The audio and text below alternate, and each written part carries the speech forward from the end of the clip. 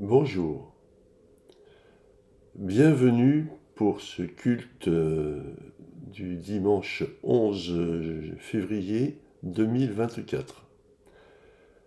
Comme d'habitude, je vous propose de commencer par un Père Saint dit en commun. Père Saint, Dieu légitime des bons esprits, qui n'a jamais trompé, ni menti, ni erré, ni hésité. Par peur à venir trouver la mort dans le monde du Dieu étranger, car nous ne sommes pas du monde et le monde n'est pas de nous, donne-nous de connaître ce que tu connais et d'aimer ce que tu aimes. Amen. Aujourd'hui, en guise de prêche, je voudrais vous parler d'un sujet qui n'est peut-être pas très souvent évoqué. J'ai intitulé « L'écharde dans la chair, un pas vers le salut ». Aujourd'hui, je voudrais évoquer devant vous un point qui est peu développé dans la réflexion cathare, souvent trop orienté vers les considérations hautement intellectuelles, voire métaphysiques. Dans sa deuxième lettre aux Corinthiens, au chapitre 12, Paul dit la chose suivante. « Et de peur que ne m'élève l'excellence de ces dévoilements, une écharde dans ma chair, un ange de Satan, m'a été donné pour me souffleter, de peur que je ne m'élève. 3 fois j'ai fait appel au Seigneur pour qu'il l'éloigne de moi. Il m'a dit, « Ma grâce te suffit, car ma puissance est accomplie par ta faiblesse. Je prendrai encore plus de plaisir à me vanter de mes faiblesses, pour que la puissance du Christ m'abrite. Voilà pourquoi je suis content des faiblesses, des outrages, des nécessités, des persécutions, des angoisses pour le Christ, car lorsque je suis faible, c'est alors que je suis fort. » Pour avancer vers la grâce qui ouvrira la porte du salut, nous devons créer un clivage entre notre part mondaine et notre part spirituelle. Pour y parvenir, nous avons 2 axes de progression, l'un qui relève de notre intellect et l'autre qui relève de notre corps. Comme nous l'avons déjà évoqué, le premier portera sur l'assimilation intégrale des concepts qui nous posent souvent problème au début, comme la non-violence absolue ou l'abandon de tout espoir de sauver ce monde. Aujourd'hui, je voudrais évoquer le second, dont on croit que l'ascèse seule peut vaincre l'obstacle, ce qui nous paraît finalement abordable.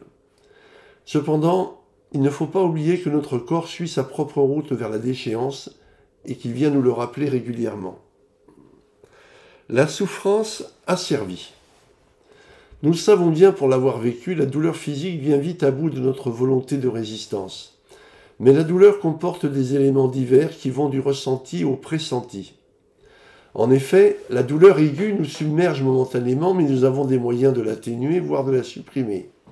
Si elle atteint des niveaux paroxystiques, elle peut dépasser nos moyens de résistance au point que, dans les cas extrêmes, certains patients se suicident pour lui échapper. La douleur chronique introduit un autre champ d'action, celui de la psychopathologie, car sa durée et sa puissance finissent par venir à bout de notre résistance. En outre, l'expérience de la douleur crée un état de pressenti par lequel ce que l'on appelle le seuil de déclenchement du ressenti douloureux est abaissé, car la peur de la douleur en favorise l'apparition. L'expérience douloureuse, quand elle dure ou qu'elle se répète sans pouvoir être contrecarrée, crée un véritable asservissement qui obscurcit les capacités intellectuelles tant elle devient prégnante, que la douleur soit effectivement présente ou qu'elle soit simplement crainte et attendue. Nous en avons certainement tous fait l'expérience. Mais Paul nous dévoile une fonction nouvelle de la souffrance que peu d'entre nous auraient pu imaginer. Alors que notre nature mondaine tente à nous pousser vers la vanité et l'égotisme, la douleur vient stopper cet élan en nous rappelant notre misérable condition humaine d'être pantelant, soumis à une incarnation imparfaite et corruptible. Mais cette approche n'est pas celle de tout le monde. Seuls ceux qui savent intellectualiser leurs ressentis peuvent l'envisager sous cet angle. Et c'est là que Paul remplit pleinement son rôle d'apôtre et de guide. En nous ouvrant la porte qui dépasse la douleur comme un ressenti pathologique pour en faire un outil d'inversion de notre nature mondaine au profit de notre aspiration spirituelle, il nous montre que notre appartenance à l'Empire divin supplante en tout point les vicissitudes de notre incarnation maligne. La souffrance permet l'avancement vers le salut. Comme nous le savons, celui qui souffre a tendance à se recroqueviller sur sa douleur et à s'isoler des autres. Celui qui n'a pas encore atteint le stade de l'éveil se trouve alors dans une impasse. En effet, l'animal humain est un être grégaire. Sans les autres, il n'est rien, et s'il s'isole, il dépérit. Le spirituel, au contraire, sait profiter de l'isolement pour approfondir son cheminement.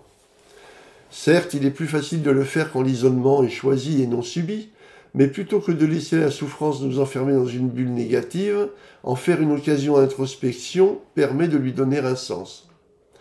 En effet, notre nature charnelle, et notre sensualité, dans son acception de simulation issue des 5 sens, et notre situation sociale tendent à nous éloigner des considérations spirituelles, d'autant plus que le monde moderne nous crée bien des obligations et des nécessités qui s'y opposent. C'est pourquoi nous voyons de moins en moins de personnes prêtes à considérer leur état spirituel, et donc à consacrer du temps et des efforts à approfondir leur réflexion sur cette nature spécifique à l'homme, et encore moins à chercher comment faire pour se préparer à l'inéluctable moment où sa prise en compte deviendra prégnante.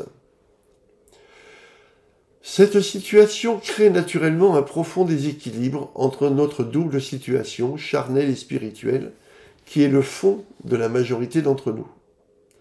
Et nous le voyons bien au quotidien, dans la difficulté que nous rencontrons à échanger avec nos semblables sur des points aussi essentiels que la réalité d'une transcendance, le devenir de notre être au-delà de la mort, et les conditions requises pour aborder cet instant essentiel de notre vie. Pourtant, beaucoup d'entre nous auront la chance de le vivre pleinement, contrairement à notre naissance dont personne n'a conservé le moindre souvenir, puisque le développement neurologique de l'homme rend impossible toute conservation mémorielle avant l'âge de 3 ans minimum. Il ne faut donc pas négliger cette chance que nous donne la douleur de mettre paradoxalement à l'écart notre nature mondaine au profit de notre nature spirituelle. En outre, la douleur étant un phénomène régi par notre système nerveux et conceptualisé par notre cerveau, introduire dans notre intellect une réflexion tournée vers le spirituel permet de mobiliser ce cerveau au moins partiellement pour autre chose que le ressenti physique et émotionnel de la douleur. Certes, la douleur à elle seule ne saurait nous faire avancer vers le salut, contrairement à ce que pensent certains groupes religieux qui, au fil des siècles, ont fait de l'auto-administration de souffrance un outil de reconnaissance et d'avancement accéléré vers le salut. L'avancement vers le salut relève de bien d'autres nécessités, et le seul bénéfice de la douleur est juste de nous permettre de détourner notre attention vers ce sujet. La douleur, un vécu personnel. Quand la religion permet d'unir des individus qui se reconnaissent dans une même spiritualité, la douleur ne peut être partagée. Elle nous est personnelle, tant par sa nature en termes de ressenti que par la gestion pratique que nous lui appliquons. Nous sommes uniques dans notre nature mondaine. Et d'ailleurs, si j'aborde ce sujet aujourd'hui, ce n'est pas par hasard. Ayant eu une expérience douloureuse intense ces derniers jours, j'ai résisté à ce qui en d'autres temps m'aurait sans doute poussé à exiger une prise en charge ultime en secteur hospitalier, comme cela m'est arrivé dans le passé, ce qui montre combien ma nature mondaine est aujourd'hui plus influencée par ma nature spirituelle qu'elle ne l'était auparavant. Mon expérience professionnelle dans la santé et ma relative maîtrise du sujet de la douleur que j'ai même enseigné à des collègues à une période, en raison de mon activité dans le domaine de l'anesthésie, me donnent des outils intellectuels qui, pour mieux comprendre ce qui se passe et pour apprécier la profondeur et les risques que ma propre douleur provoque en moi. En outre, j'ai accompagné dans ces dernières semaines de vie un ami que vous connaissez peut-être, Yves Maris, qui avait réfléchi de son côté dans le cadre de ses compétences en matière de philosophie sur ce sujet, en utilisant le même extrait de Paul dont il était un spécialiste. Je n'ai pas retrouvé son article sur le thème de l'écharpe dans la chair, mais je sais que son expérience en ce domaine a largement accompagné sa vie mondaine depuis le début de l'âge adulte. C'est pourquoi j'ai souhaité apporter ma modeste pierre à l'édification de ce sujet dans sa dimension spirituelle. En effet, les philosophes l'ont étudié en tous les sens, de Socrate aux stoïciens comme Épictète, et je n'ai donc rien à rajouter à ces éminents penseurs, d'hier à aujourd'hui. Par contre, le spirituel étant un domaine personnel, je pense pouvoir m'exprimer avec une légitimité qui ne prétend pas s'appliquer aux autres, mais qui cherche à s'ancrer dans la compréhension cathare du rapport entre le corps et l'esprit. Nous connaissons tous ce que l'on appelle l'effet placebo, c'est-à-dire la capacité du corps à stimuler ses propres capacités quand on lui fait croire qu'une aide médicamenteuse extérieure vient à son secours. Cet effet psychosomatique est puissant et bien utile, mais il n'est pas isolé. L'effet psychologique de la volonté de vivre et de sortir d'une situation critique est également très puissant. Comme bien de mes confrères, je l'ai observé souvent dans mes activités professionnelles en réanimation. On avait même coutume de dire entre nous, mais aussi aux patients, que cette volonté de guérir pouvait compter pour un tiers dans l'évolution de leur état. Dans le domaine de la douleur, il existe un phénomène pratiqué par toutes les mamans sans qu'elles en aient conscience, que l'on appelle l'effet gate control, terme anglais que l'on peut traduire par contrôle de passage des stimuli douloureux. Il s'agit de tromper le cerveau qui reçoit une information douloureuse transmise par des fibres nerveuses de gros calibre et dénuées de gaines de myéline, ce qui ralentit la transmission de l'influx, en lui envoyant via des fibres plus fines et myélinisées un stimulus sensoriel à grande vitesse de propagation qui va saturer partiellement les récepteurs de transmission de la moelle épinière et du cerveau. Ainsi, le stimulus douloureux sera atténué, voire annulé.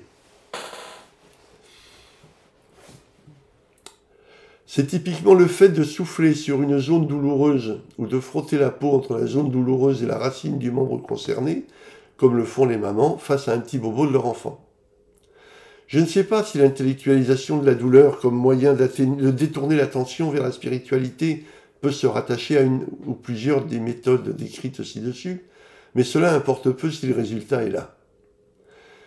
Et je dis qu'à titre personnel, j'ai pu constater l'efficacité de ce détournement d'attention du corporel au spirituel, et que cela m'a permis de passer ce cap très difficile sans avoir recours à des médicaments dont je savais qu'ils n'auraient fait qu'entretenir le cercle vicieux qui s'était mis en place. La douleur, une opportunité occasionnelle. Pourquoi ai-je cru que ce sujet pouvait présenter de l'intérêt pour d'autres que moi ?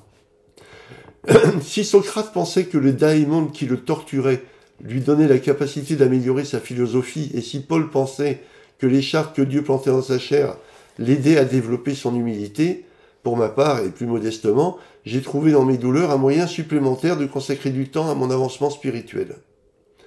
Ce n'est donc pas par volonté de glorification de ma pratique que je souhaite agir, car elle n'a rien qui le justifie, mais comme simple témoignage d'une pratique qui m'a aidé dans un cheminement souvent chaotique et régulièrement ressenti comme plutôt lent. J'ai découvert dans la douleur une opportunité occasionnelle de sortir d'une expérience mondaine désagréable et d'en faire un passage vers une expérience spirituelle positive. D'ailleurs, les cathares relataient un témoignage selon lequel le Christ avait demandé à ses apôtres d'émettre un vœu les concernant pour qu'il le leur accorde. Il avait répondu à leur demande unanime de les mettre à l'abri de toute souffrance. Vous ne voudriez pas que le disciple soit mieux traité que son maître. Mais je vous promets que de toutes les souffrances que vous auriez à endurer en mon nom, je vous supprimerai les plus difficiles, et la moins difficile, je l'adoucirai tant qu'elle vous semblera supportable. Est-ce pour cela que les cathares ne craignaient pas le bûcher au point de refuser d'abjurer ? Je ne sais pas, mais je veux croire que la seule douleur qui me semblerait insurmontable serait celle de quitter la voie spirituelle qui, je l'espère, me mènera vers mon salut. Alors oui, pour moi, sans jamais la rechercher, ce qui serait une forme de vanité, j'accepte les chardes que ce monde plante dans ma chair, car à mes yeux, elles participent un peu à me guider dans la voie qui mène au salut. Je voudrais terminer donc en récitant le Notre Père, que les cathares donc pratiquent désormais. Père Tout-Puissant, principe des esprits saints, ta volonté agit sur tout le bien. Ton Saint-Esprit nous guide comme il te plaît pour que ta grâce puisse nous être accordée. Donne-nous chaque jour la nourriture que ta parole et ton amour procurent. Remets-nous nos fautes et nos manquements comme pour nos frères nous en faisons autant, et soutiens-nous dans les difficultés afin de nous délivrer du mauvais. Amen. Je vous remercie et je vous dis à bientôt. Au revoir.